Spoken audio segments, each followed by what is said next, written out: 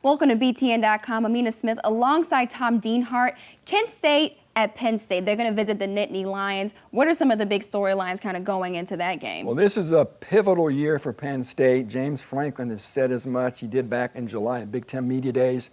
He knows year 3 for him is huge in State College. He needs to make some progress.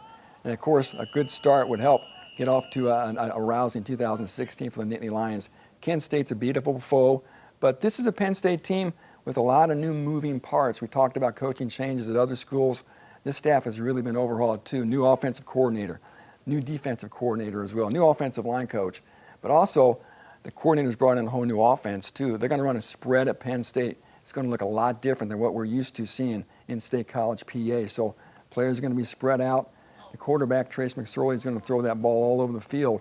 It's going to be fun to watch how this offense develops. And so let's talk a little bit more about Trace McSorley. This is going to be his first game, his debut. You know, how big of a challenge is this going to be for him? It's good. You know, he showed some flash in the bowl game. He came in when Hackenberg got hurt in the bowl game last year. Looked good, but this is a whole different dynamic being the starting quarterback. How is he going to handle it mentally and psychologically? I think he's got the skill set to run this offense. He's not the biggest guy in the world, so he could get beat up and take some hits in this offense. The key for him is going to be getting protection, because anybody who's a Penn State fan knows that offensive line has really struggled to protect the quarterback in recent years. And there's some improvements that can be made on both sides of the ball. Kind of what are some of the big things that they can improve on going into the season? Yeah, again, I talked a little bit about that offensive line. It's been a real sore spot ever since Franklin has been there. The numbers were down, the depth was down. They finally have the scholarship numbers back up at that position. They're still relatively young up front, but they should be better. And also defensive line. They lost 3 NFL caliber players. Maybe the best defensive end, not named Joey Bosa.